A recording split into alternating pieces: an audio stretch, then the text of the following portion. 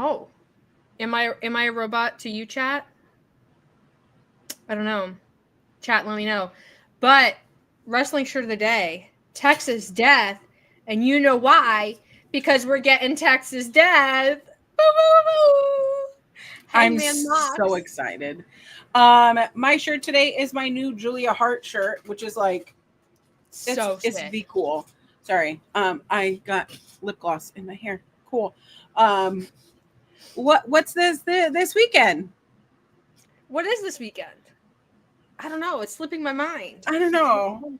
It's But my all flight in got weekend. moved. Oh my god. You know my flight, we booked our flights, my sister and I, months ago, right?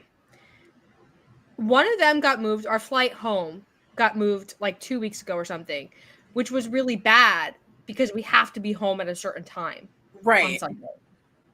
So we fixed it. We got a different flight out, whatever. It was fine. Our flight there gets moved, which is also really bad. Okay. They moved it so we would be getting into Texas at like 11 p.m. or something. Disgusting. So we have to move that one.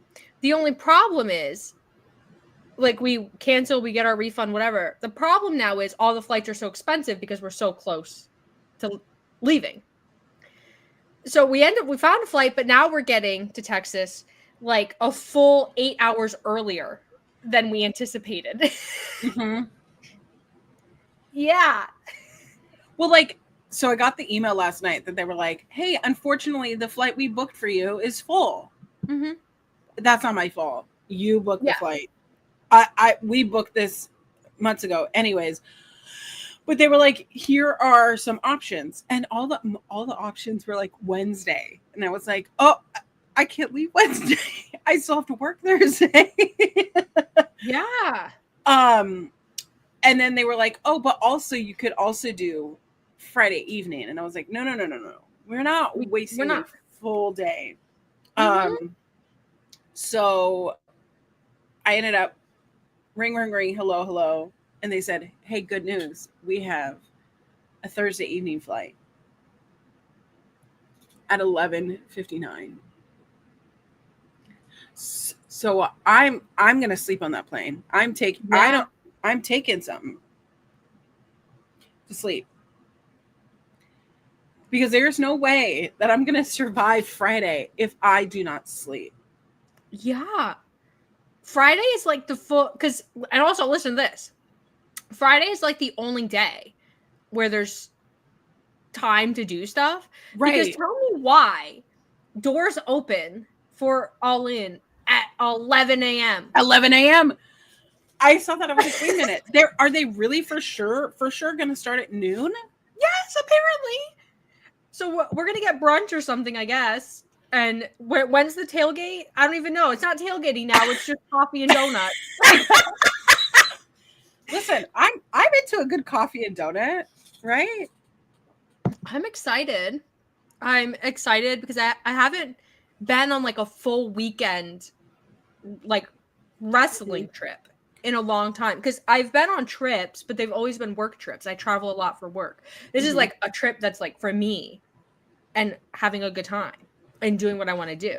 This is for me. This is for me. And the card is in freaking insane. And we probably don't have the full card yet because it's a week out, blah, blah, blah. But like from what we do have, it's disgustingly good. I was never afraid that this card wasn't going to be good. What I was afraid of is that it was going to be too long and too like heavily weighed on what we knew was going to be Kenny Omega and Okada. Yes. However, what we are getting, Mamma Mia. I'm going to pass out on the floor and then rally, get up, watch another match, pass out on the floor. It's like, I'm going to be drinking so much Diet Coke. I'm going to be shaking in my boots. Diet yes. Omega Okada, that was enough to sell me on the trip. Right. Like, I booked my ticket to Texas when they teased it. Like, we didn't even have a confirmation. It was a tease. I was like, I'm there. You don't need to tell me anything else. And then they were like, well, just in case, here's Hangman John Moxley in a Texas Death. I was like, okay, I'm there. Here's Tony Storm, Mercedes Moné. Here's Adam Cole, Kyle Fletcher for the TNT Championship. Here's 2 Casino Gauntlet matches with, assuming, a ton of surprises and good time stuff. The World Tag Team Championships, we don't need to talk about that. Yeah, right now. we don't even talk about that. We don't need to talk about her. But it's like the best case scenario. And there's more stories being built like along the way that it's like the possibilities. I will cry. Like, this show is called Wrestling Made Me Cry. I'm just gonna cry. Yeah. I'm gonna cry before we even get there, probably.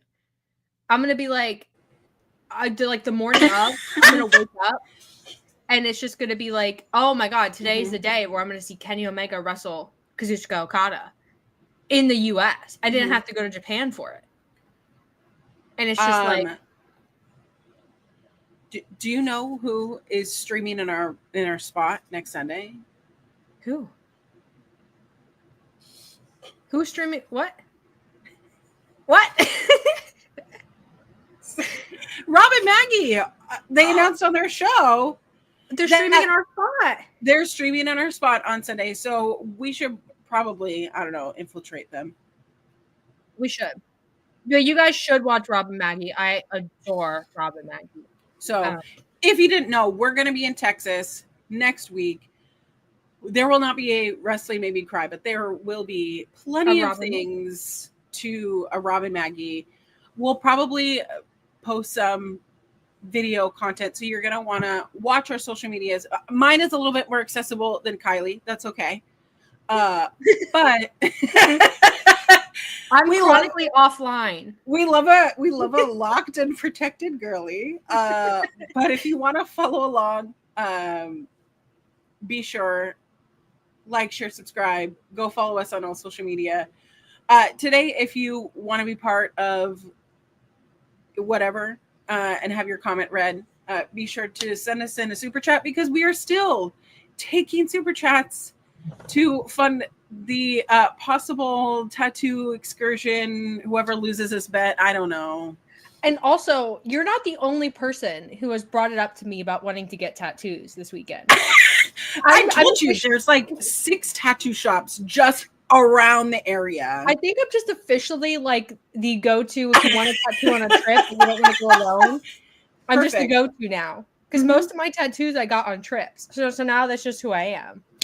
Well, I got 2 last wrestling trip. Maybe I'll get 2 this time. There are worse things to be known as. Yeah, there are worse things to be known as. If you do see me at Y'all In, I have bracelets to exchange. I made this one. I made a very similar one for Kylie. I have to cut these off, but I am waiting for the specific glue to come in so that it's water safe, so you can shower with it. But this says Kazuchika Okada. Yours says Kenny Omega. Period. Look at that. I love them. I mean, I just want to be like the Swiftie girls. Like, can we just like take what the Swiftie girls were, where they were just like beads up the arm? Well, Amanda Huber was making them. I saw them on her Instagram story. She's making a ton of them. We're gonna make it a thing. I'm gonna make some. I have to get more supplies because I didn't have as many beads as I thought I had. So I got to go get supplies. But then I'm gonna make a ton, and I'll bring them, and we'll do a whole thing. If you want to know, by the way, because like I have bought some things on Amazon and the quality hasn't been what I wanted it to be. Yeah. These beads, if you get them from me, if you could see, they are little clay beads. Oh, I'm being such a whatever influencer. These clay beads are from a local artist who hand cuts. So they're all like different sizes and stuff and thickness, but there's a bead shop here in the Snohomish area called Beads, Beads, Beads. I love it. And I said, hey, I'm making these bracelets. And she said ever since the Taylor Swift, Eras tour, that her store went from almost going out of business to flourishing. And she does online orders as well. So beads, beads, beads. Beads, beads, beads. Well, we're going to have beads at All In. We're going to be ready. We don't have the full card yet. We don't really even know what the gauntlet matches are going to look like, the casino gauntlet matches. We have, MJF is going to be there. But we can preview what we have. And we can make some predictions. And we can have a good time. And just be so excited. Because I am so excited. I am so ready for this freaking trip. Listen, anytime that they put MJF or Jericho on a card, it is a perfect time to go get, say, like, more Diet Coke. Yes, my Diet Coke or Skittles or do some push-ups, run a few miles, go fight a war and come back. Quite literally anything. Oh my gosh. And the fact that MJF is in the number 2 spot. Why? Insane. Why? MJF is winning. No, the moment MJF comes, you better watch yourself, Jason. The thing is, they put Mark Briscoe number 1 because they know if MJF was number 1, people would be like bathroom break. They know they have to give you something to hold on to. I can't. I am so. Listen. Goodbye, everybody. Wow, that's the show. Bye. He doesn't do anything interesting anymore. Like the devil character, I thought was so compelling, and then he dropped the ball on it. I liked the Adam Cole stuff. I know, controversial. The first run, the kangaroo kick, all of that, and now he's just like a caricature of himself. He's like, he's doing this whole USA thing, whatever, I guess. But it's like he's playing. He's MJF pretending to be MJF. That's what it is. And I like, why? At least he's not going to have a 20-minute singles match. That's true. Because I don't think I can handle that. I've already seen that a million times, and they're all the same. By the way, shout out to McDonald's for having the second best Coke slushie. Ooh, who was the best? Burger King. Oh, pop off Burger King. We don't make the rules. We just say it how it is. Mm-hmm. Yeah, I'm not into an MJF segment. I'm not into the storyline, but it's okay because it doesn't always have to be for me. Yeah. If you like MJF, that's fine. I'm not judging you. Well, I am, but not out loud.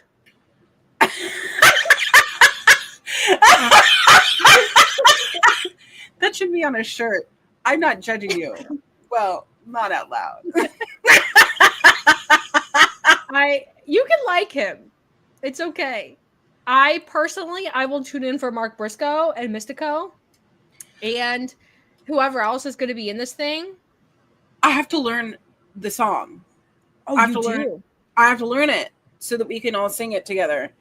Maybe I should bring some song cards, some lyric cards so that you can sing with me. We need it. Mm-hmm. And listen, that will be like the highlight, right? Like Mystico's entrance. We're singing whatever. The vibes immediately drop to the floor. Then we get up, we go get our Diet Cokes. Exactly. See, it's a plan. Guys, we like it. We like MJF just in a different way than you. We like MJF because he gives us an opportunity to get up and do things we need to do. You like MJF, I guess, for MJF. Just in different ways. See? We can all be friends. Nothing is wrong.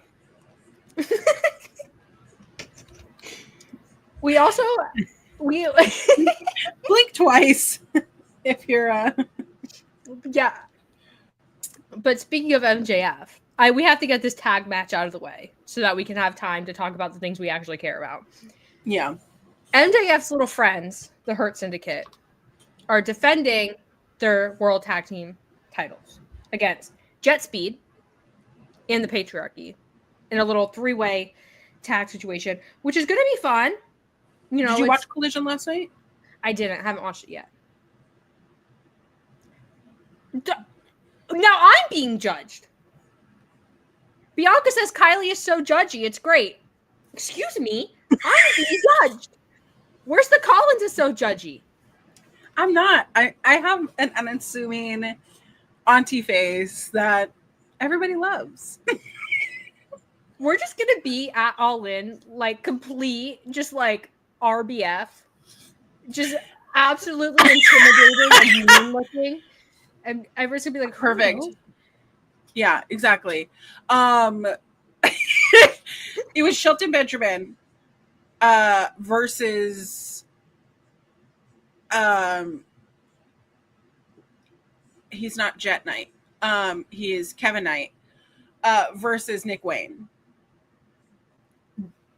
I'm going to tell you something.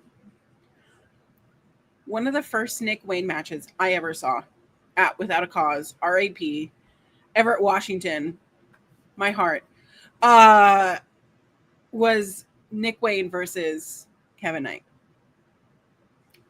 And I'm pretty sure Nick Wayne was like 16. Yeah.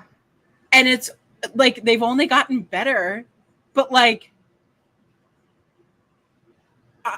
they're so good together. I want them to get a spot during the match. Mm-hmm. But the combination with Shelton Benjamin, because he's such a veteran, mm-hmm. like I'm just so like I'm not usually like a triple threat tag team kind of thing because it's just a lot of bodies. You know what I mean? Yeah. However, we have some good guys. We have some we hurt people kind of bad guys. And then we have possibly feuding, like manipulation bad guys. It's going to be so good. It's going to be a lot of fun. I appreciate that, one, that the tag titles are on the card, because I was worried they weren't going to be. I appreciate, mm-hmm. two, that we're finally doing something with Nick Wayne, and I guess the whole patriarchy. Yeah. That doesn't just revolve around Christian Cage wanting a singles title. Well, he still does that, but right. And I like that we're keeping Kevin Knight and Speedball like in the mix and not letting them, because they are, you know, fan favorites, and I want to see them any way I can get them. Mm-hmm. I just need the Hurt Syndicate to lose. That's ultimately my conclusion here. I don't care who it's to. Either of these teams. I don't care. It's whatever. Mm-hmm. Yeah, I'll get over it. I just think the Hurt Syndicate losing and not being tag champions will be a good catalyst to get this MJF situation done. Because Bobby Lashley versus MJF is something I need to see. And I need to see it ASAP. And we need to get the ball rolling. So MJF, first off, I'm worried that he's going to win the Casino Gauntlet. And I'm worried that he's going to put his opportunity on the line with Bobby Lashley. And because I personally want to see anybody else win the Casino Gauntlet. Personally. Yeah, same. Personally, I love when MJF loses. Exactly. It's the highlight of my day. But I just need the Hurt Syndicate to lose these tag titles because they're not doing anything with them. And would I have loved to have a private party redemption story? Yes. But I think Tony Khan is not on the same page as me. Which is whatever. We'll have a chat about it one day. But we gotta do something. Especially because FTR and the Outrunners, I haven't seen the match, but people in the chat have said it. I saw it on Blue Sky. It's so good. So good. It's apparently like people have said the Outrunners like best AEW match this far. Yeah. So like you have those two like solid in your tag division, and FTR is doing some other, heel stuff. I think if you give it, you could give it even to the patriarchy, which I don't know about Adam Copeland. But you could I think Jet Speed should probably win. But even if it's the patriarchy, I'm not going to be mad about it because I'm going into this with the hopes that the Hurt Syndicate loses. That's my key. I think that MJF is going to cost the Hurt Syndicate in some way. What if we start the show with the triple tag? Okay. The 3-way tag. And then in the gauntlet match, Bobby Lashley's there. And Bobby Lashley beats MJF there.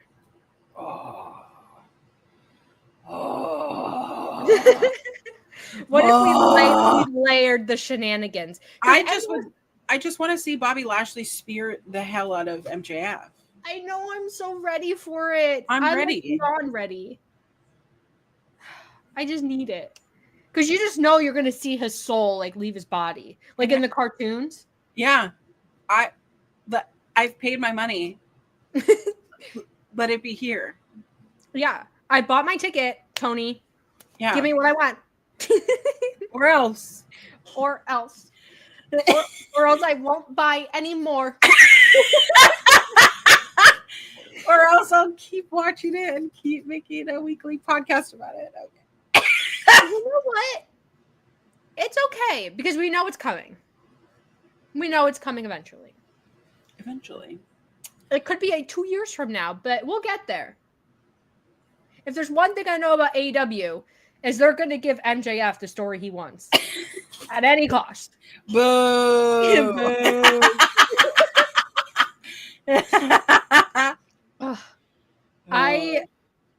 This triple tag's going to be good. Speedball is going to get tossed around. Like, it's going to be good. Christian being there is interesting. Christian being there is interesting. However, we've seen some dissonance between Nick Wayne. That part where he put his hands on him a couple months ago, that made my blood boil. See, because we had all assumed it was going to be Christian Cage and Adam Copeland against FTR. Which it could still be the goal, which I think it should be the goal, because that match, oh my God. But we could get a Christian Cage, Adam Copeland versus Nick Wayne, Kip Sabian situation. I mean, we still have, after this, we have Forbidden Door, which we still need to build some things for. Yeah. And then we have All Out. Yeah. In Canada. Not just saying, I don't know if you guys know this, Christian and Edge, they're Canadian. It's kind of a big deal. They're Canadian? Yeah. Did you guys watch Up, Up, Down, Down? I used to watch Up, Up, Down, Down back in the day. It's like I used to watch it all the time. They had Edge and Christian on for like one episode or something. And they told this story. And I'm going to butcher the story retelling it, but I think it's so funny. Okay. It was a story about Edge and Christian when they were teenage boys. They were playing some hockey game. And they're both like really sore losers. And so I don't remember who it was. I think it was Christian ended up storming out into the snow, into the cold Canadian snow. I think it was Christian. It might have been Adam Copeland, but I'm pretty sure it was Christian. Ended up storming out. And they had to go find him. And it was this whole thing. And that is the kind of relationship that they need to bring into this tag team. They need to just make it like what the Hardys should have done in AEW. This like long relationship. It's like, because that's what FTR is.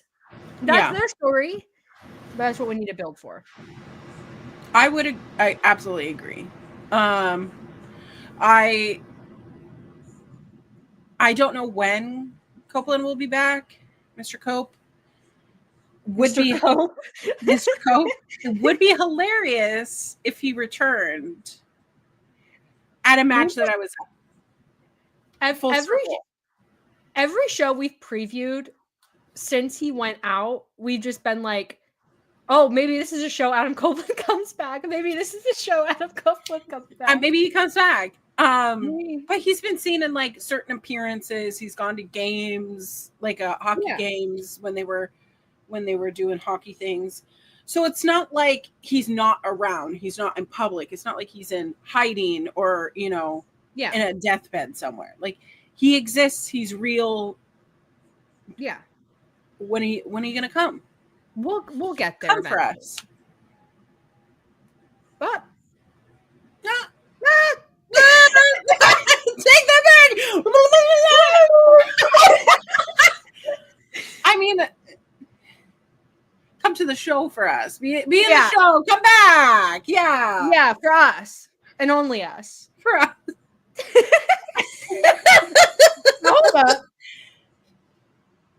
Anyway, walk that back. This is not an After Dark episode. No. What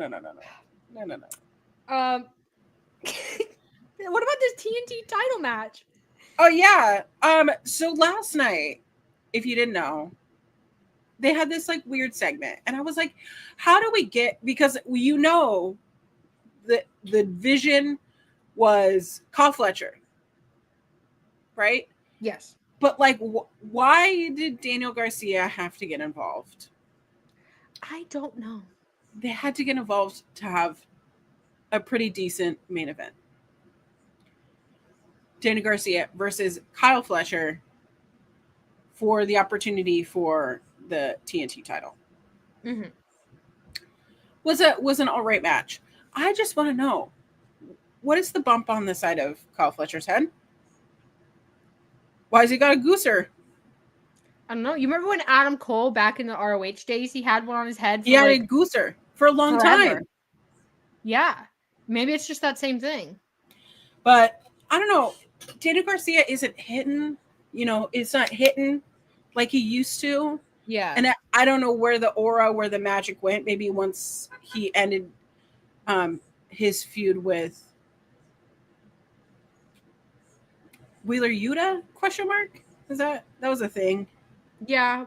Well, and then he was TNT champion. He feuded with Adam Cole, and then he had that whole FTR Daddy Magic, Angela Parker. I wasn't into that.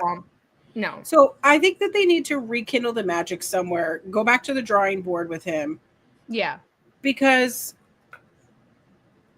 the vision I see is Kyle Fletcher, TNT champion. Yes. I think early predictions, I think Kyle Fletcher wins here. Mm-hmm. Mainly because they haven't done much with Adam Cole. You say that, but it's like he's had match after match after match, and I keep seeing him on Wednesday. I keep seeing him on Saturday. Yeah, but it's like the title isn't going anywhere. It's not going anywhere. It's not like elevating anyone else except possibly Kyle Fletcher. And I hate that because Adam Cole Baby is my boy. He's been my boy. Like I have two figures right here. Yeah. Because I love my Adam Cole Baby. And I love Adam Cole.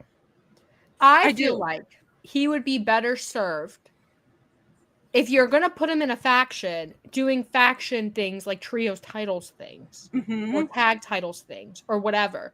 Because if you're going to give him a singles title, because like I thought they gave him the singles title, the TNT title. Right. I thought it was going to become like a thing. Like he was going to have great matches. They were going to, rehab Adam Cole, the wrestler, Adam Cole, the character after, all these series of injuries. And it didn't happen. So like Kyle Fletcher being TNT champion, I feel like is a long time coming. Like it's overdue. Yeah. Because he's been quite possibly one of their biggest stars, one of their biggest single stars for ages. So do that. And then I don't know what you do with him after. I think it would be fun to have like a Fletcher to Takeshita rivalry situation, like to be the head of the Don Callis family or something, just because I want that match. I want that. So bad. You could also, you could put him against Brody King, who's also becoming one of their most over organic stars. Mm-hmm. And so I don't know if you transition Adam Cole back into the Elite, which I don't think they should do. Because if you take him and his new faction and you just fold them into, which there is no Elite right now, it's just Young Bucks and Okada. But if you fold them into that, then they're just like the 4th, 5th, and 6th best members of the faction that they're in. Like they're not going to outshine the Young Bucks and Okada, and they're just background characters at that point. So like I don't know what you do with them after. They could feud with the Elite, maybe. I think a lot of it depends on like what stock AEW puts in Adam Cole as a singles guy. Like, do they think that Adam Cole can be a single star? Are they worried about injuries? Like, is he not? Well, like they have this Paragon aspect of it, which the shirt, by the way, when he wears the belt, just it looks like Papa because the R is in the same like linear line. So maybe that's what you do. You just Papa Cole. I don't know. Like, so like every time that the Paragon is in a tag team, they lose. But like every time Adam Cole is a single star, he wins. So like, so because he won at Dynasty in April, he's defeated Claudio. He's technically defeated Kyle Fletcher because it was by DQ. Yeah. And he's beat Josh Alexander. Yeah. Everything else has been losing in a tag team to the Don Callis family, winning real quickly back over at Fyter Fest to the Don Callis family, losing to the Don Callis family when they teamed with Hechicero, winning a 14-man at the Grand Slam Mexico, and then losing to FTR, Takeshita, and Kyle Fletcher. Like, it is in the stars that Kyle Fletcher is winning because they wouldn't have all these repeat characters. However, if Adam Cole fully commits into Paragon, we need Paragon to actually win. And as a unit? As a unit, like be substantial. Yeah. Or what are we doing? Are we just going to have those boys feud together? What's the point? That's what I'm thinking. Because, like, the Kyle Fletcher story so far for the TNT title, it's pretty textbook AEW, like, whatever. I'm, like, really curious if AEW would commit to the collapse of the Paragon. Get rid of it. The name is bad. They don't win. Get rid of it. Nobody knows what it means.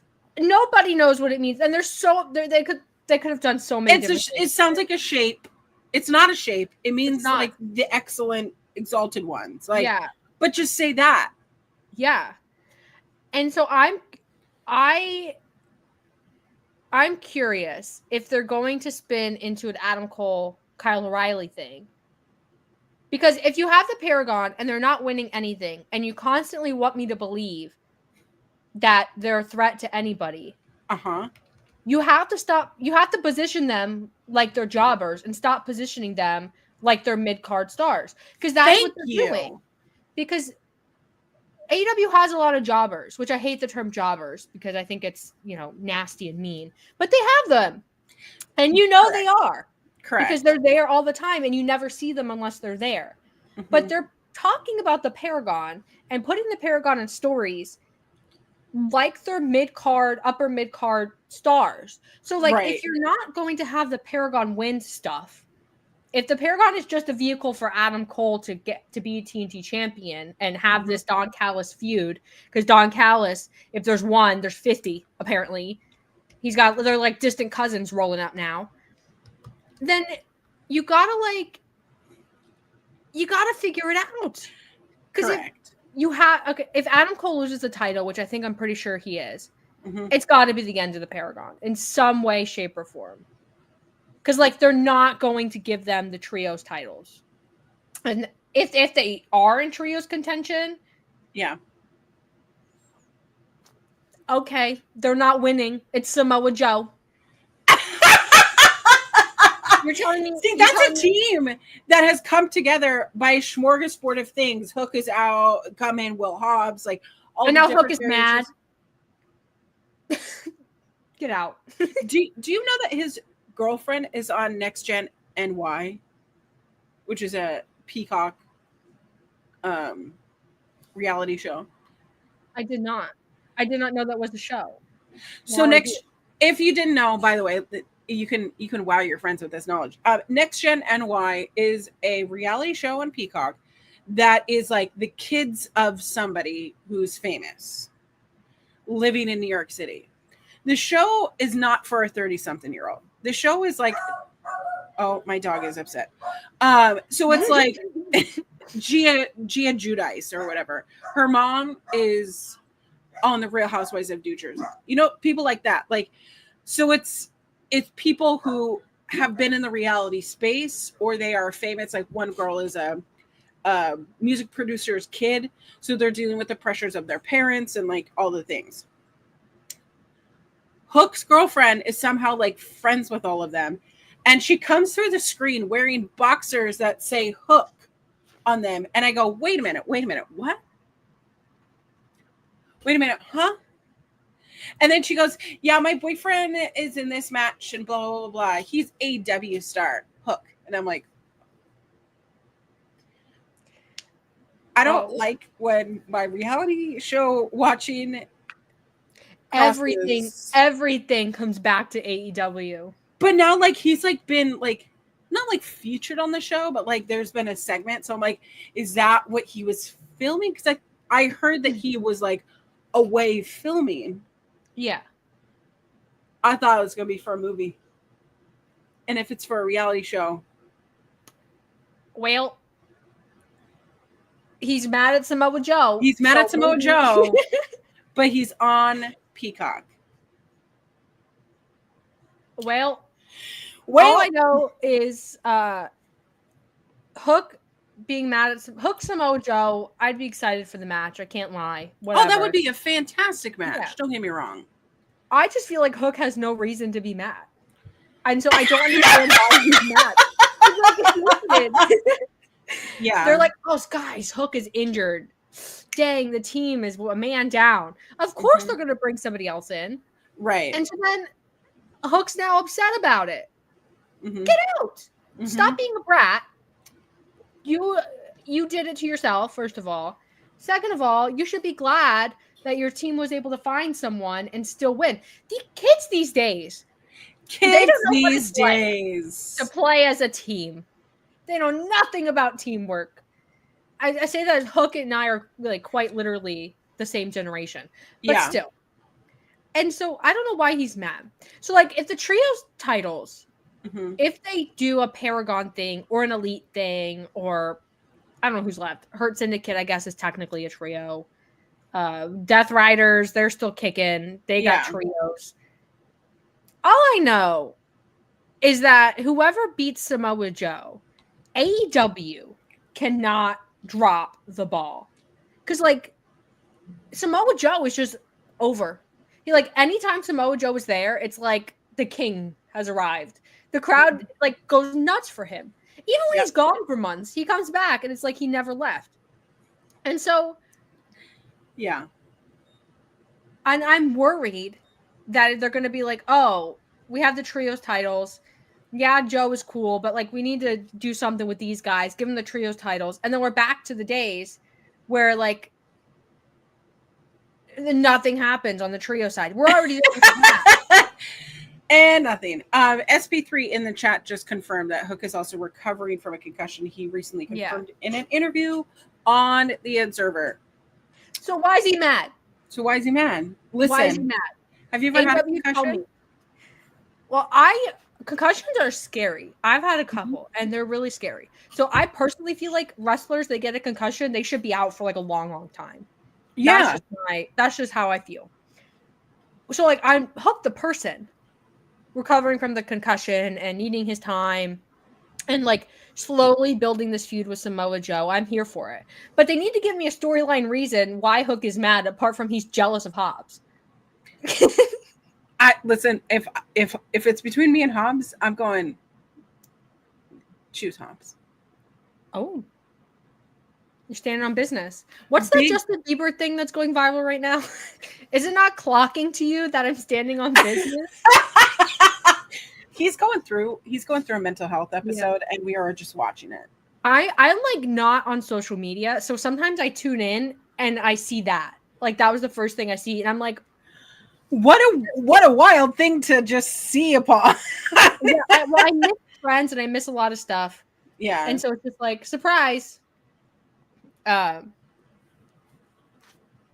says, I was also upset when my cool uncle, Samoa Joe, started hanging out with my former friend, Bowers Hobbs, when I got sick one time. Well, listen. Don't be sick. Don't be sick. Hey, listen, if you don't make friends, then your friends can never betray you. Listen, is there anything about Powerhouse Hobbs that would threaten you as a person? Yeah. No. I'm not scared of him. He's big. I could beat him up. Jacked. I could beat him up. Me and Samoa Joe, we would form an alliance. And then we were facing with Powerhouse Hobbs. And you know what I would do? I would simply kick Powerhouse Hobbs to the curb. Too much jealousy, too much melodrama. Just do the work, dude. This is the confidence I needed to hear today. Like, this is like... My toxic trait is that I feel like I'm capable of anything. And so I just... It's not good. It's the ADHD. But... I just go... even if I can, I'm probably like, I probably shouldn't. I just do it. I can't. Mom said I'm not allowed. Mom said I'm not allowed. My Auntie Colin says, yeah, you can't fight Powerhouse Hobbs. But dang, I couldn't fight him. I met Powerhouse Hobbs in person one time. Mm-hmm. And I will say, he's a lot bigger in person, and that's really saying something. So back when I did Honor Ramble with Kimmy, who's no longer doing media or doing wrestling stuff, mm-hmm. Kimmy forgot that Powerhouse Hobbs was a TNT champion at one point. He was. And he was a good one. And it was because it was during the Wardlow, whatever the hell. But he was so good. He was. And I was like, aren't you friends with him? She goes, yeah. And I go, text him right now. So live on a ramble. She messaged him and said, did you? I would low-key, if I was Powerhouse Hobbs, I'd be like, block me.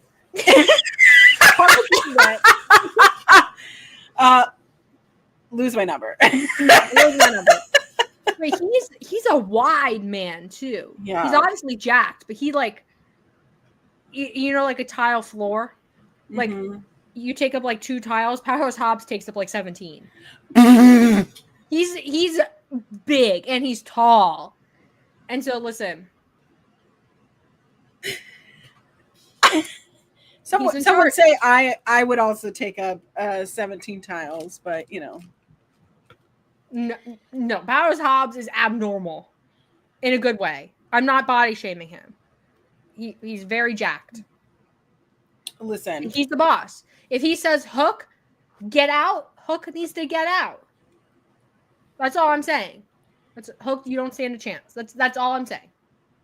That's all I'm saying. I love that though. Yesterday I wore something to the fully expected someone to body shame me over because I wore a crop top. I wore a crop top to the gym. And all I was thinking was all these men can wear whatever the fuck they want to the gym and no one bats an eye. Yeah. But yet someone in a larger body wearing a crop top, lifting weights. But guess what? I got so many dang compliments. It was like, I like it. It reminds me of Kirby. And I was like, yeah, it's Kirby. You're like, obviously. Obviously. But I was jamming out. while I was doing my workout. So I'm just saying, wear the crop top, but you still can't fight and win against Powerhouse Hobbs. You can't. Except unless you're me. Then I could. I love your delusion. It's so I cute. live in delusion. But honestly, life keeps working out for me. So I think it's just a cheat code. I don't know. Listen, I'm into it. I'm into it too. I love that we started talking about Adam Cole, and this is where we arrived. I mean, Kyle Fletcher's winning. But Kyle Fletcher's winning, obviously. Yeah. This is the transition, but what they do with the Paragon is important because... Yes. I personally feel like they really missed an opportunity with massive babyface Kyle O'Reilly. Like when he first came back. I feel like they dropped the ball a little bit. So I like selfishly, I would like that. So you want Kyle O'Reilly and Adam Cole to have a program together? I wouldn't mind it. I liked it when they did it in WWE. Which I don't know if that's controversial to say, but I liked it when they did it in WWE. And then like soon after that, I stopped watching WWE. So. But I just really like Kyle O'Reilly, and I feel like he's constantly underrated. And then people will just randomly be like, oh yeah, Kyle O'Reilly's pretty great. Like he just gets a match on Collision or something that's really good. And then they're just like, yeah, he's pretty great, huh? Maybe we should give more attention to him. And then he just drops back off the face of the earth again. Because Adam Cole. So I personally feel like that's what I would do. But Kyle Fletcher's like, it's overdue for him to win the TNT title. It is what it is. He's going to be great in his crop tops and his sunglasses and his bald head and his weird sugar daddy Don Callis. Sugar daddy Don Callis. Honestly... It like can't be just me. People join the Don Callis family and all of a sudden they start wearing luxury goods. I can't be the only one that noticed. Do you think he's buying them, or do you think that he's finding a truck with them on them? And I think he's buying them. I think Don Callis is supplying the Don Callis family. All right, with their hopes and dreams. Minute 48, right here. Clip that. Flip it. Okay. I mean, I'm gonna be like, I believe it. I have a YouTube short for you. Yeah. Don Callis, the sugar daddy. Listen, it's not a coincidence. Everybody who's joined the Don Callis family has underwent a transformation that resulted in them wearing different clothes. That's all I'm saying. That's all I'm saying. I don't know. I just want to know where Takeshita gets his pants. From Don Callis.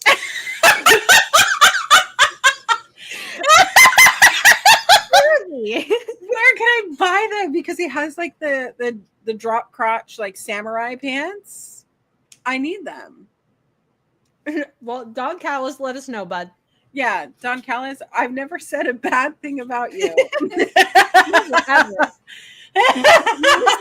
Pants, Don. You know. Okay. Hit us up. I'm all for Sugar Daddy Don Callis. I'm into it. Let's into it. Mm-hmm. That's the only reason they hang out with him. I mean, fair. Let's talk before I say something heinous. Let's talk AEW Women's World Championship. Timeless Toni Storm versus Mercedes Moné. I'm torn. I don't know. I want to hear your thoughts. Okay. First off, Mercedes, whatever gear you have planned, throw it away. You need to have cowboy gear. Just say. Have you noticed that her gear has been like Beyonce? Yes, yes. We need when Cowboy Carter, Beyonce in the white gear. That's what we need. I personally think Toni Storm is winning, and hear me out. Hear me out. Oh, hear me out. Okay. I think there's a lot of life left in the Toni Storm character. And I think that we should maybe run with it a little bit more. 2, I love the idea of Mercedes rolling up to All In, super confident, dressed like Beyonce, dressed to the nines, gorgeous, all that, with all her belts, losing to Toni Storm, who's playing this Hollywood diluted character with Luther. And I just love the idea of Mercedes losing and just in that gear, and with all the like bravado that she has. She's eating steak at ringside, she's taking selfies, like she's getting in Toni Storm's face, all of that. I love the idea of Toni Storm winning. I'm sorry. The chat loves Mercedes, and I love Mercedes too. I get it. Mercedes is great. But we have a super chat from Jackie, who I love and miss so much. And also, Jackie, I got your Instagram message. I will be responding soon. I'm sorry.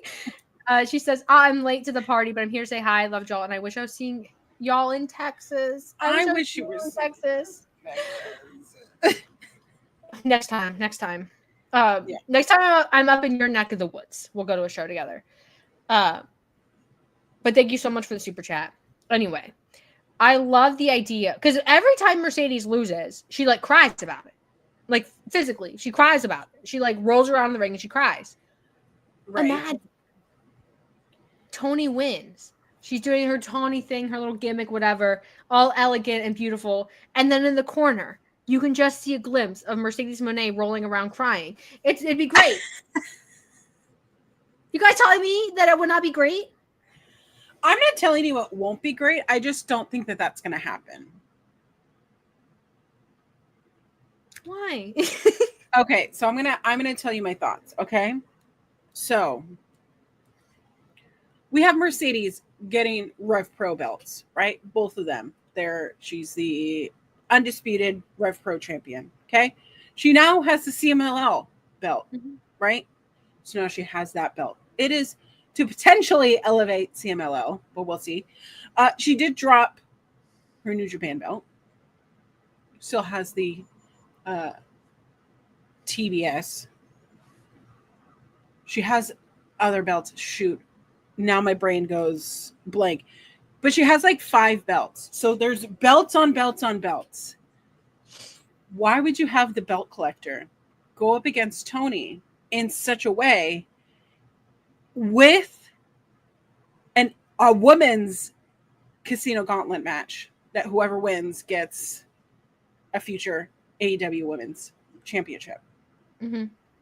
Is there anyone going to win other than Athena?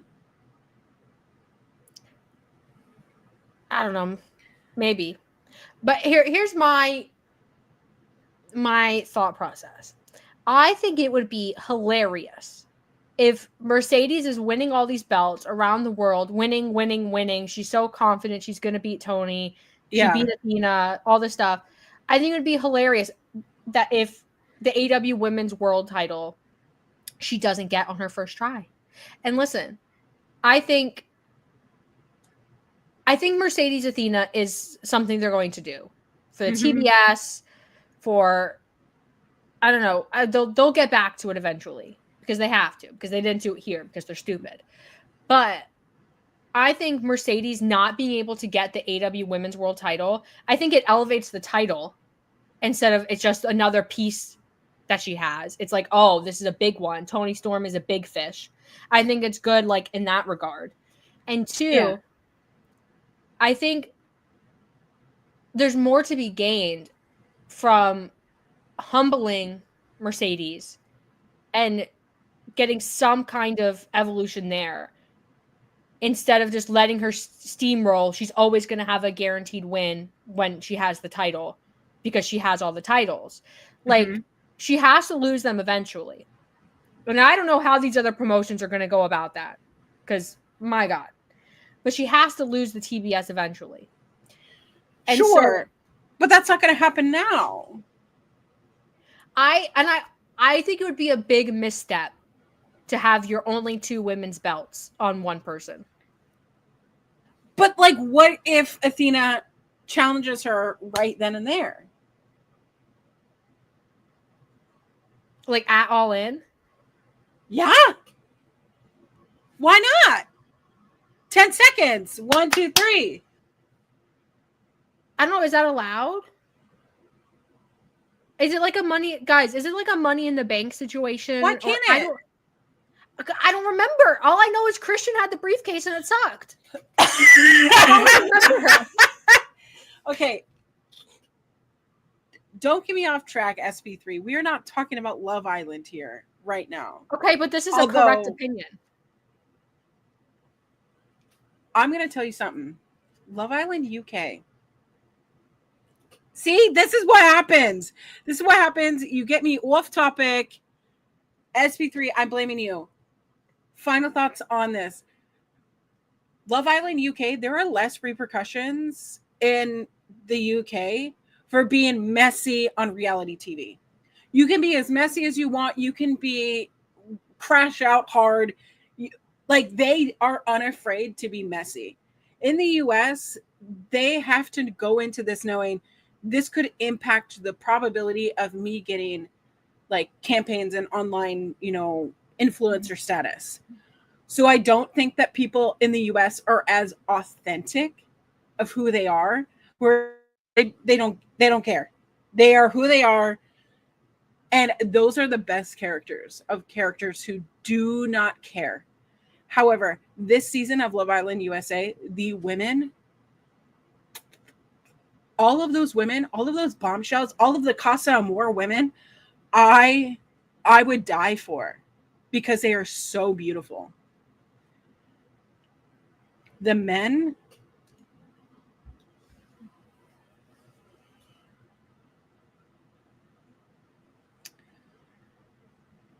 period. If I'm not beautiful, and like a guy like TJ approached me, Austin approached me, I don't know what any of these words mean.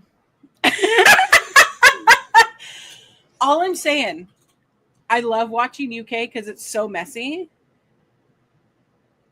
But I love that the US is so heavily produced and they pick such bombshells. I don't know. My opinion. But you know who's a real bombshell? Toni Storm. I wouldn't be mad if Mercedes won, right? Especially because now I really do think Hangman is winning. I wouldn't be mad if Mercedes won. Because it's Mercedes, and I like Mercedes. I would be mad for what it means for the division. Mm-hmm. Because you already have a women's division that's growing, and you only have the 2 titles, and both your 2 titles are already caught up in this match, which I don't think Mercedes should have won the Owen, but you guys already know my thoughts on that. I don't like what that says. I wanted Athena to win the Owen so bad. I wanted Athena to win the Owen so bad, because I feel like if this was Toni Storm Athena, I feel like I would feel better about rooting against Toni Storm. But the fact that it's Toni Storm, Mercedes, both your women's titles, it's going to be a good match. It's had good build, and it's been, they've done what they've needed to do. But now it's like it's high stakes. Because if Mercedes wins, how do you get the world title off of her? Because now it's like we're in a dangerous situation. Because it's like you could do the Athena match, which I don't know if it's Money in the Bank situation where she can challenge after, or if it's going to have to be at All Out or on Dynamite or, wherever. You can do that. But she's still TBS champion. So now the TBS title takes a backseat again. And we got nothing. Unless we're introducing tag titles soon, and that's going to take the forefront of the women's division. And, we're going to do a 2-month-long tournament and to get us through to All Out. I don't know. I don't like that.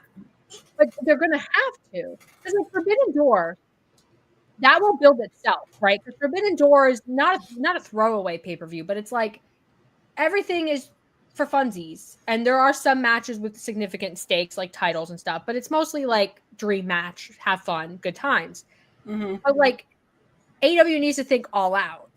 So you're thinking All Out, it's your first All Out in Canada. You need to put your best foot forward. You cannot have Mercedes be double champion in your division till All Out. Like that. I agree, but I don't think that she's going to be a double champ. I think that she's going to either lose it right there or she's going to lose it the following Dynamite or whatever. Because I can't believe that AEW would waste this sort of potential on a Mercedes all belts if they're not going to bring something like this. Or are we waiting for the tag division? I don't know. Because, like, so they've set up multiple people. They set up, like, multiple people who could beat Mercedes, right? Like, obviously Athena, Willow. We still have Megan Bayne, but now she's in the tag division that doesn't have a title. So, like, we've set up multiple people. And now I'm like, the gauntlet, I don't know who's in that gauntlet. Nobody knows who's in that gauntlet. So it could be anybody really that wins it. If it's Athena, I don't know if it's a Money in the Bank situation where she can cash in the same night. That's not clear to me. When I looked it back, that's still not clear to me. It could be at Dynamite or their next TV special or what have you, which regardless, whenever Athena and Mercedes wrestle again, Athena needs to win because Athena should have won the Owen. Point blank, period. They've just got themselves in a pickle here. They do have themselves in a certified pickle. And I don't know how they get out of it. Because they put themselves there. Because, like, okay, Tony loses. Then you put Tony and Mina in the tag division, this fake tag division that we have no evidence of is actually going to be a real thing. Is that what we do? I don't know, guys. It's just like they really booked themselves into a corner here. And I understand Tony Mercedes is a match that's like too big to pass up. I get it. I'm not a loser. Like, I'm excited for it. I see it. But my God, there's so, like, no, regardless of which you choose, there's like, if you choose Tony or you choose Mercedes to win, there's going to be negative repercussions that AEW needs to be prepared to deal with. And if there's one thing I've seen AEW not be prepared to deal with, it's negative repercussions of booking decisions. I was about to say women, but and women. I genuinely think AEW was ill prepared for having this many female stars. Like, yeah. That, like, of the Tony Mercedes caliber that rival like the Hangmans, the Moxleys, the Omegas, like in terms of star caliber and quality, I think AEW was like unprepared. And I think now there's a little bit of scrambling. And we're just like, we're lucky that a lot of this scrambling is with wrestlers like Tony and Mercedes who can carry any match regardless of who's there. But it does feel like AEW was not equipped to handle Tony Storm being the biggest wrestling star of the last like 2 years, 3 years, 4 years. Maybe. You're not wrong. And so I don't know. Because now, okay, you have Stat and you have Willow, who are your biggest homegrown stars.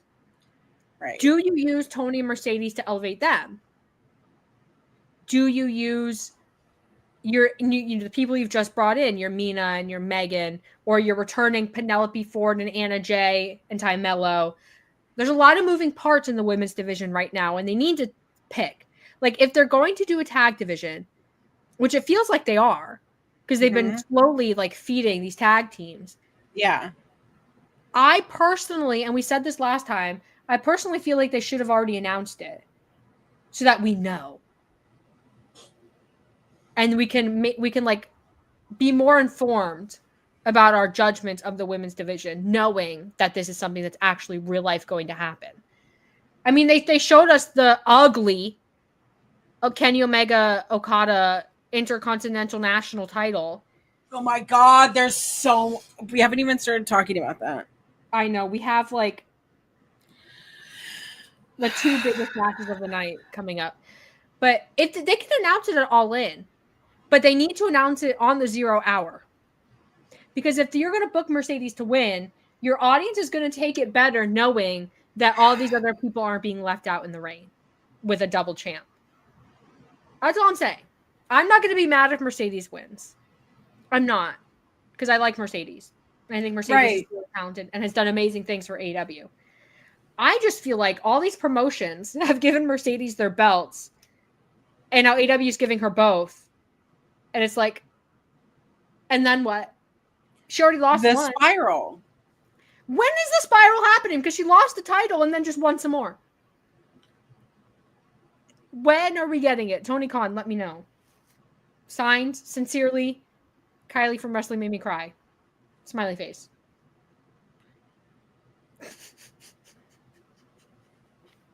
I think it would be so funny if Mercedes defends the TBS title before the world title if she wins it. That would be so funny to me. They're like, oh no, funny TBS title off of her.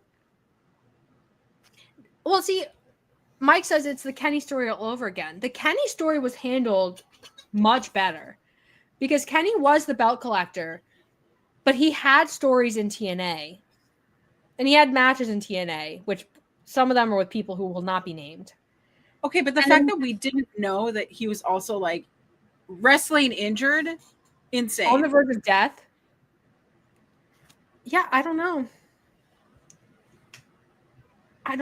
Well, what I mean is, I think it'd be funny if she loses the TBS title. Or the CMLL or like any of the other ones she has, her whole like ensemble of titles. But anyway, let's talk Kenny Omega. Now that we're on belt collector time. I'm unwell. Yes. Because here's the thing. They had the blood moment. They had the Kenny Omega spitting blood moment. And I go, oh no, are they blowing their load too quickly? You know what I mean? Like, not to be graphic, but like we've seen that happen often enough that I am worried that I was like, this is such a monumental match. Like, people don't understand unless they've saw New Japan in real time, or you can go back and watch it right now on New Japan World. Really easy to find. By the way, I rewatched all of those matches. It is easy to find if you know what you're looking for, and they have the chapters separated by the match, so you don't need to scroll forward. Okay, AEW, K Peacock. It's so good. You can figure that shit out too. Yeah. KROH. You remember back in the day when New Japan World was terrible ass? Yeah. Yeah. Not anymore. And everything was clumped together and you were like, I don't know how to navigate anything. Yeah. I can figure it out now. Anyways, rewatching those matches, knowing that like the last time that these two men have been in a match together, multiple surgeries haven't happened, multiple life-saving measures hadn't happened. They are much old. I say much older. It's like 5 years. It's 6 years since they last had a huge singles match against each other. It's been some time. Wait, what? Wait a minute. 8 years. So it's been some time. Okay? However, they can still fucking go. Mm-hmm. They can still fucking go. And I know that the matches themselves are going to be insane. We know that it's going to be concentrated on Kenny's abdomen, which could we stop doing that? Can we stop? Please? I don't like it when you do it to Brian's neck. Can we stop? It's going to be a good match. And Okada's winning. Thank you. Kenny Omega's winning. With Ibushi back, this is essentially Omega Okada 4 again. Kenny Omega's winning. You put Kenny over as your biggest star. You have Okada lose. And then I don't know where the Young Bucks fit into this because I don't know if Okada wants to be in the Elite. Okada, the character, mind you, I don't know. It's Kenny Omega wins. You have Okada, then you can sort of pivot Okada back into being Okada. Like, not this elite, I'm here to collect a paycheck and go surfing Okada. Mm-hmm. Then, I don't know if we're ever going to run Omega Okada back again. I don't know if this is the last hurrah. It probably is. I don't know. But I feel like in AEW, coming out of their biggest show, their biggest gate ever, which is like at 2.5 million now or something like that. World champion Hangman Page, Intercontinental National Champion Kenny Omega, and TNT Champion Kyle Fletcher. And then regardless, Tony Storm or Mercedes, regardless of who wins, like the women's division is set. I think that sends a message. Because Kenny Omega has been on like a really great run since his return in January 5th, whatever it was, the first week of January. Yeah. Also, it's raining, I think. So if you hear rain on the window, I can't do anything about that. I'm raining? It is. It's going to rain every day for a week. That's crazy. Where was I? What was I saying? I don't remember.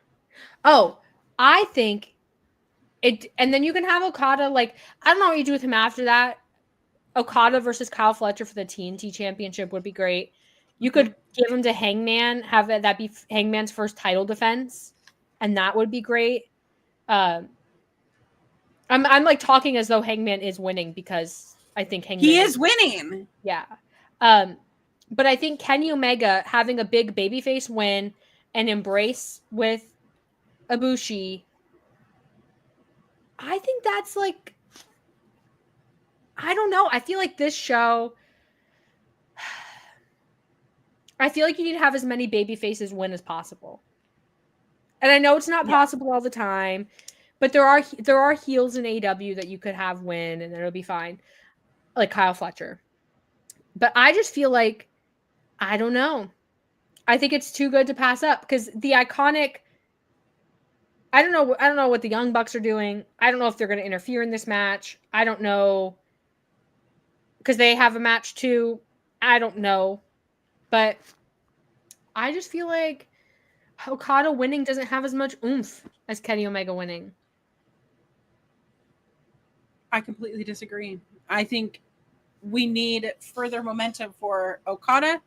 We need further momentum for him to have a match with Takeshita for that unified championship. I think there's something else a brewing. And but what if you have Okada versus Takeshita for a shot at the title, and then you can get Okada Takeshita and Takeshita Omega 3? I don't know how many they've had out of it. That makes me so excited. And then also, if we put Will Ospreay in there, we have a chance for Ospreay Omega 4. Kenny Omega has too many like historic rivalries. Now I'm like losing count of all the matches. I wouldn't be same thing as Mercedes. Like I'm not going to be mad if Okada wins because like I'm there for the match. Like I don't really care about the outcome as much as I care about the match happening and getting a decent amount of time. Nobody dies. Nobody gets vertigo. No, be careful. But I do care about this title, whatever it ends up being, like being an actual thing and not just being like Okada's Continental title, which was just a prop for the C2, or like the International title, which was kind of just like a prop again. I'm sorry, guys, but none of these titles ever really meant that much of anything. Like we want them to be unified. That's what I'm getting from this. Like it's not the fact that like we don't want it to be unified. I want them to be unified because there's too many dang titles in the men's division. But like we know that the Continental Championship was created for Eddie Kingston. Like to go through that tournament to win. Oh my God, Eddie Kingston. Yeah, we'll get to Eddie Kingston when we talk about Hangman John Moxley because I have thoughts. I want the titles to be merged and I want them to mean something. Right, that's also the thing of like it has to mean something. Yeah, and so, I think Okada beating Kenny would mean something to me. But also, I feel like sorry, I do feel like they're both in AEW now. I get it. They're both AEW guys. But, like, part of me still feels like if you're Tony Khan, you're going to want your OG to come out on top. But I don't know. Considering if the Young Bucks lose. Yeah. I don't think the Young Bucks are losing. I don't think the Young Bucks are losing either. And I'm kind of mad about it, to be honest, because I feel they should. Well, I think I heard somebody say it on a post show. If they can't, because it's against, Swerve and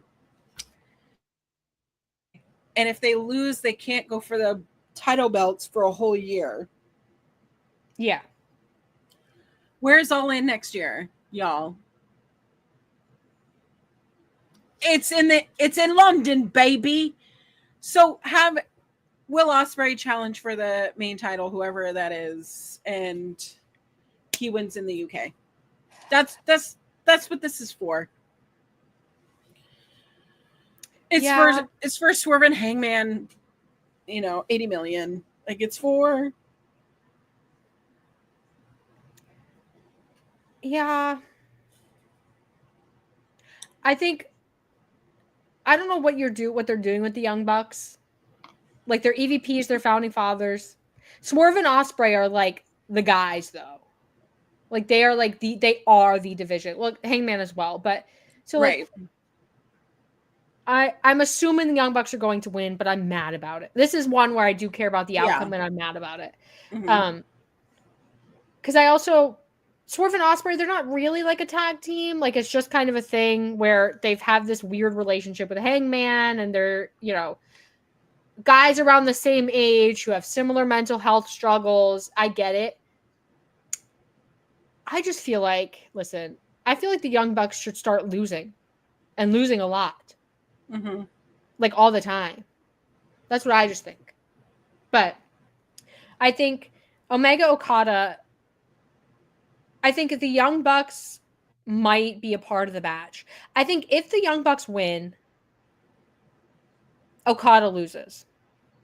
I think if the Young Bucks lose, Okada wins. Maybe. I don't know. It's like such a weird situation where, like, they've put so many high caliber stars in, like, this one bubble that it's like, oh, anybody losing is like now a really, really big deal. Mike asked, does Jack Perry help the Bucks win? I don't know. Do you bring back Jack Perry at All In? That'd be a hell of a message. After last All In. Do they bring him back? I think so. Real Glass. Crimea River. Do you think he shows up with, like, a pane of glass? Sorry, I didn't mean for my face to make. Yeah. He's gotta have another YouTube short. I think even like in the woods, like living off the land and doing weird stuff. So, like, if he, I don't know, weird man things. So he's like a woodland creature now. Which, scapegoat, goats, maybe. But you could bring him back. Bring him back at All In. After everything that happened with the Real Glass thing, airing the footage, Jack Perry has a complicated history with this pay-per-view. So, I don't know. It would be such like the smarmy Young Bucks to bring him back, though. These like EVPs. It would be on brand for the characters they're playing. Sure. But I just don't know. I'm not like, it's hard to gauge where AEW fans stand with Jack Perry, because like the Jack Perry fans are really vocal about being Jack Perry fans. And so are most AEW fans of the scapegoat, or is it just like the scapegoat fans are just like the loudest in the room? Is there anything wrong about being the loudest in the room? Well, no, I'm always the loudest in the room. Same. But it would be on brand for the Young Bucks to be like, aha, we have a friend. Aha! That's so funny. I'm so sorry. I didn't mean to laugh like that. It would be on brand. Like the Young Bucks are wrestling Swerve and Ospreay. It's a great match. There's like a million super kicks. Ospreay doing stuff. Like it's gonna be good. And then you just see a little gremlin crawl out of the depths of the ring. Like he comes out, and it's just, oh my god, it's Jack Perry. And they're like, hey, look, it's our friend. You could have you could have the Young Bucks kiss him on the cheek, do the whole thing. So he's like annoying jerks. Maybe. I don't know. Perhaps. If I don't hear Auntie at All In, I will write, listen, there's 20,000 people plus in there. I don't think I could be louder than 20,000 people. But I certainly will make reaction videos, and you'll be able to watch them on all of our social medias. So period. Amen. So I don't know. Jack Perry returned. I'm more curious, and that here we're getting into the men's world title. Eddie Kingston. Where do we stand on an Eddie Kingston return? Because it's Hangman and Mox, it's Texas Death, it's world title, there's stakes.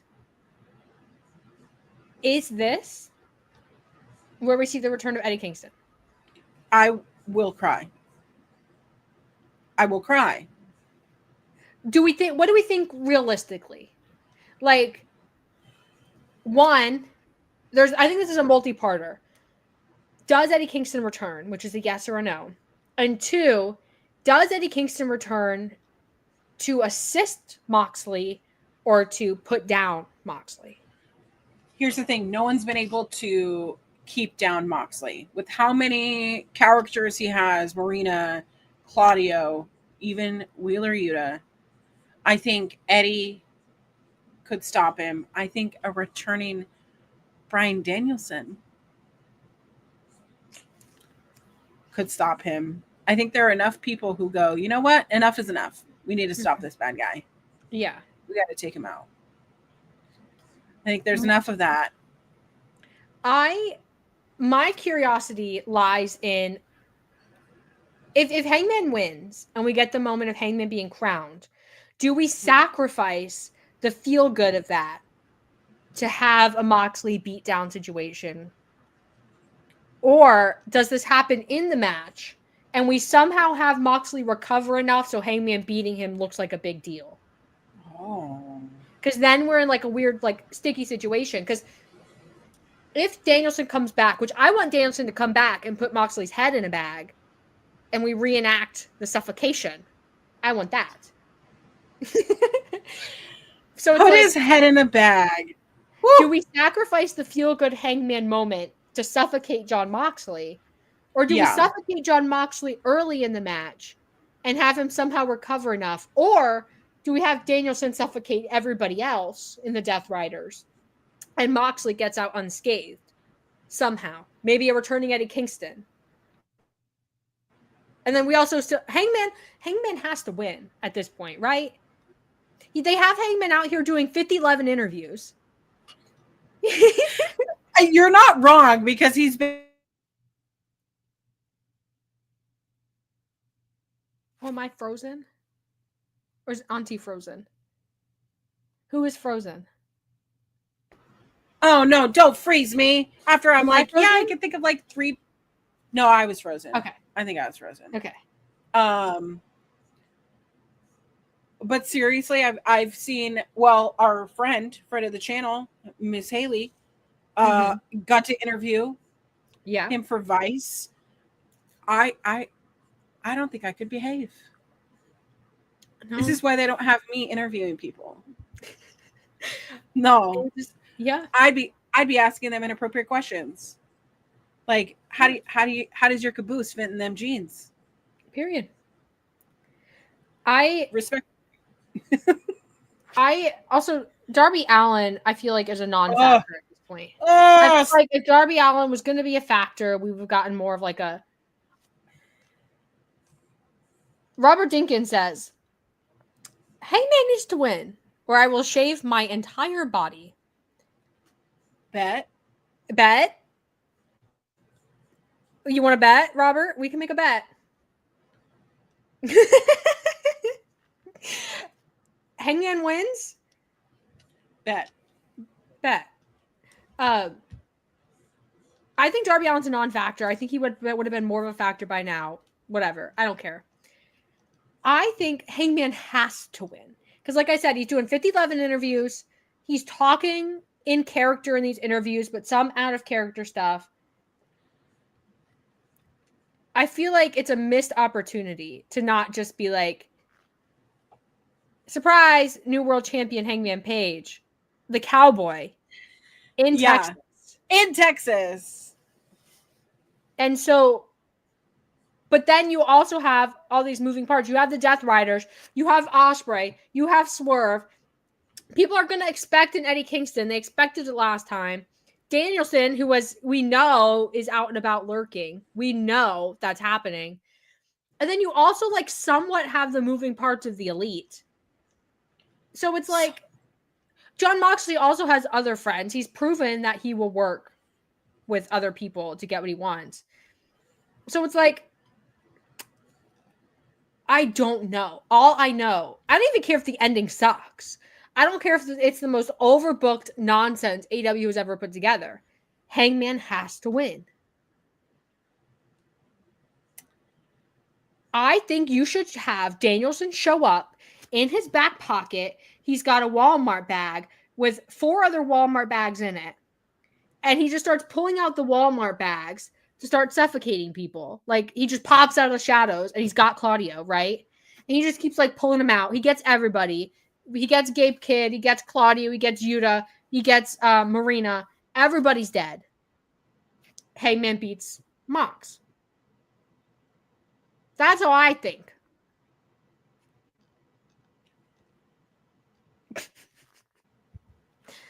Oh, let me catch up on chat. Are you frozen again? Are you frozen? Am I frozen? No, I'm not frozen. I'm processing how.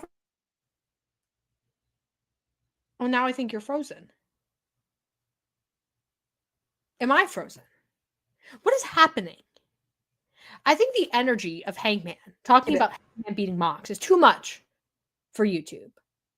I think YouTube is having a connection. What is happening? Are you back? Hello? Hello? Oh, there you are. There you are. Okay. Oh my God. You're back. I'm being inundated. This is the Death Riders. They're trying to kill me. They're trying to throw us off the scent. I know, exactly. But here's the thing. If Hangman loses, we riot. Clearly. Yeah. If not now, when? We said that was Swerve, right? Yeah. If not now, when? You lost. Like, I think, I don't know, because it can't be Darby. It can't be Darby, who's been gone, who hasn't seen the insanity that has happened. Yeah. It can't be. But I think if Hangman loses, it's going to be Darby. And, like, there's some comfort in knowing that'll be over soon. But I think, listen, in terms of building a fan base, I think going back to your roots, your biggest homegrown star ever, Hangman Page, the cowboy, you can have him come out on a horse in Texas, winning the world title in Texas. I feel like that's a big moment that you really shouldn't pass up. Because if you have Moxley come in and he beats up a cowboy in Texas, and he does it with the help of his loser friends. Also, mind you, that Hangman has gone from a bad guy who burned down a house. People were like, Hangman did nothing wrong. Yeah. And all of a sudden now everybody believes that Hangman did nothing wrong. Because Hangman did nothing wrong. That's his power. Okay, so he is the guy. So like, suck it up. Let him beat Moxley. Let him beat Moxley clean. You can have Eddie Kingston and Bryan Danielson take care of the Death Riders. I don't care. Gabe Kidd. He shows up. Gabe Kidd squaring off with Eddie Kingston. Money. Get rid of him. Shoo. Fly away. Put him in some freezers. Something. And let Hangman beat Moxley clean. And then you can have Moxley leave for a little bit and have him come back. And it'll be fine. I don't think that Moxley's going to be bad if he loses. I just worry the capacity that like other people will be. I don't think Marina could stand on her own. I don't think that. Yeah, that's it. Yeah, well, I mean, we talked last time about Marina and like. I feel bad. Yeah, because they've done nothing to build her outside of the Death Riders, whereas the other members of the Death Riders, they have other stuff. Yeah. I mean, maybe you put her in a tag team. Maybe she's part of this incoming tag title situation. I don't know. But what I do know, AEW figured out, dog. Because, like, nobody, as far as I'm concerned, you don't have a men's world champion. Because we don't see the belt. He doesn't hold the belt. He doesn't touch the belt.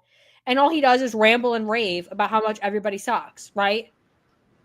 If you're really genuinely going to sacrifice Hangman Page, the cowboy, your most over men star right now, if you're going to sacrifice him winning as a cowboy in Texas for Darby Allin, we need to have words.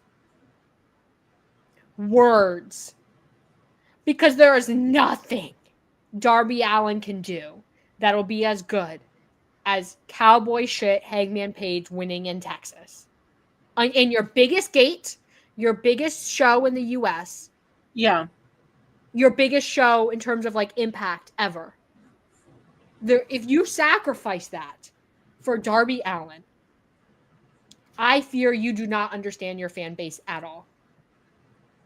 That's fair, actually. And it's not that people don't like Darby Allin. Some people don't. But other people, they like Darby Allin. It's just that they like Hangman more and they hate Moxley more than they like Darby Allin. So, like, figure it out, dog. Figure it out. Get on the Twitters. We know you're on the Twitters. You told us a million times with Mina's theme song. Get on the Twitters and see. The stars have aligned for this moment. The stars aligned. This is the universe screaming at you, saying, hey, Tony, stop being so stupid. Book Hangman Page to win. I didn't make the stars. I didn't tell them what to say. The universe made the stars and told them what to say.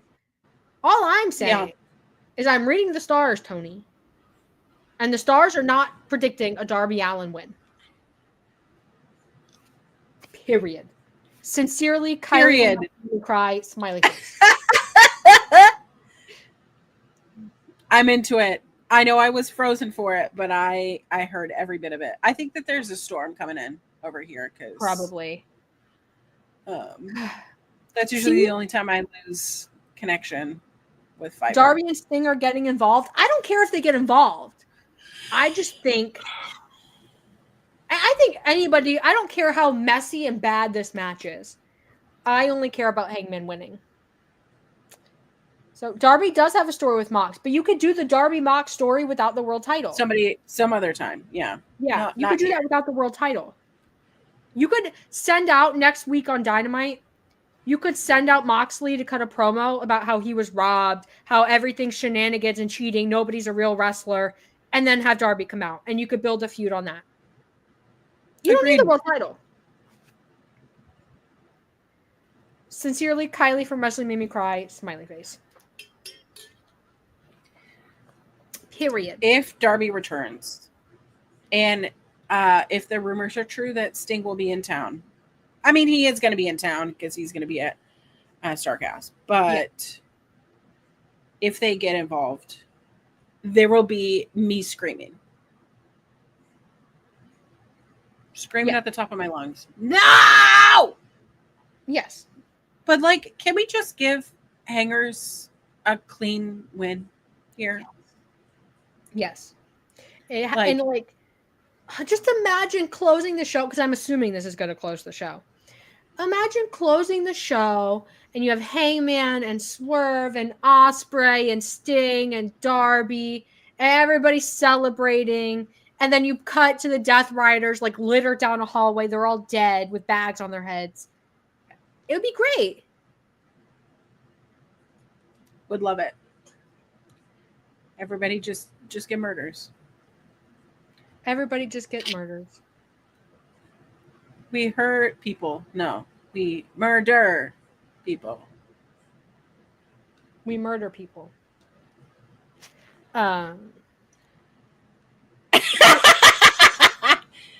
Big Man Dog says, I like Hangman, but he's objectively not their biggest homegrown star. Darby could win and nothing would happen. I disagree. Hangman is their biggest homegrown star. I don't think any of the pillars come close. Yeah, I don't think any of the pillars. I mean, maybe MJF because he's a crossover star now. But even then, I feel like in terms of like impact on the product, I think Hangman far supersedes. Definitely not Darby Allin. Not my jam. Everyone hits their finisher and Hangman wins. That'd be so funny. But I don't think it should happen. I think you should have Eddie Kingston pick up Jon Moxley, throw him back in the ring, buckshot lariat, down 1, 2, 3. That's how I think it should be. Not calling him Dean Paquette. Dean Paquette. You know what? You're so real for that. That's so true. Not the Dean Paquette. That's so real. We should make a sign that just says Dean Paquette kick rocks. And we'll bring That's what we do. Let him know. Let him know.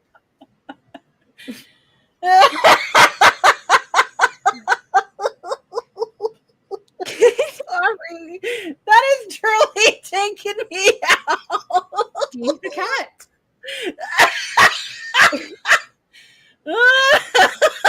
Oh gosh, I'm sorry. Oh. This is how we know we've been live too long. I know. Oh, I'm excited for this show. I'm beyond excited for this show. Yeah. Do you want to give your final thoughts and your plugs?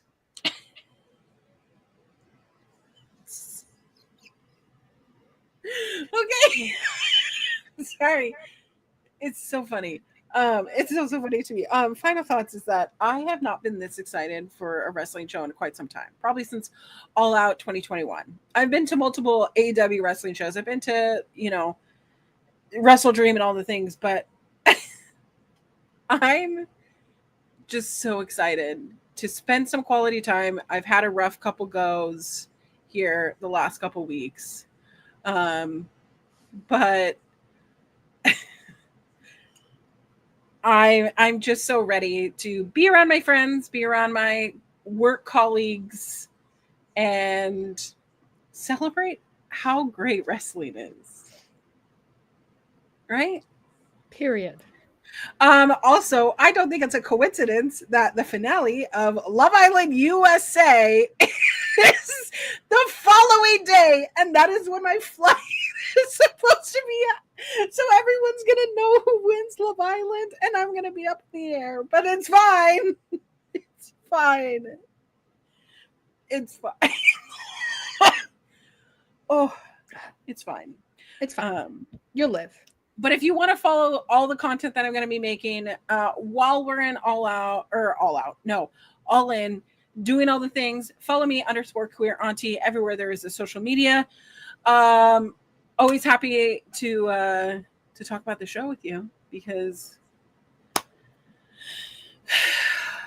it's gonna be good. I'm so ready for this show. And they're going to add other stuff. They'll add, the 0 hour matches, and they'll add, whatever. But I just think this is going to be, for me personally, I think it's going to be my pay-per-view of the year. I'm just so excited for every match on this card except for, MJF. I'm excited for every match on this card. I think it's going to be such a good time. And yeah, Team Kenny Omega, Team Hangman Page, period. You can follow me on Blue Sky at Kylie Wrestling. I talk about mostly wrestling on there. I talk about some other stuff. I just vibe. We're just having a good time. Also, Mike said a 6-hour wrestling show. Let's go. The fact that the show is still going to be like 6 hours and it starts at noon. Mm-hmm. The 0 hour starts at noon, I think. Disgusting. But it's okay because we're going to get out at a decent time. We can get out at a decent time. We can go to dinner or something. It'll be good. We have to celebrate by doing something. For me, it depends on if Hangman wins. If Hangman wins, straight to the tattoo shop. My 3rd Hangman Page tattoo. I was about to say, what would you get? Because you already have a horseshoe. You already got a boot. I have a cowboy boot and I have a butterfly. So I don't know. Oh, you have a butterfly. So should we do a horseshoe? Perhaps. For good luck. Yeah, we'll workshop it. I like it. But yeah, follow me on Blue Sky at Kylie Wrestling. This is Wrestling Made Me Cry. It's a show where me and Collins come on every Sunday at noon on Fightful Overbooked, and we talk about things in wrestling that made us cry. It's in the title. Can't miss it. We're not going to be live next week because, as we said, we're going to be in Texas. Rob and Maggie will be live. You can come check out Rob and Maggie. They're excellent. I love them dearly.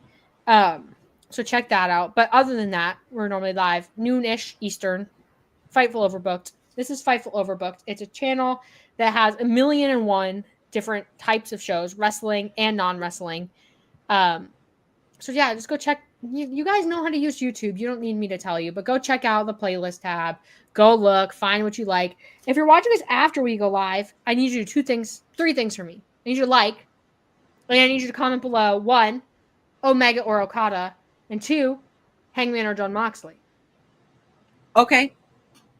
Do that. Because we need to survey the room. We're doing a social experiment here. All that being said, thank you guys so much for joining us. Hangman sitting in front of the burning house is an epic tattoo. Maybe you just get flames. We just get a horseshoe on fire. Okay, that's pretty metal. I like that. Maybe that's what we'll workshop it. We'll workshop it. We'll do it. Yeah. Yeah. Thank you so much for joining us. We'll see you not next week, the week after. You know how to use a calendar. You'll figure it out.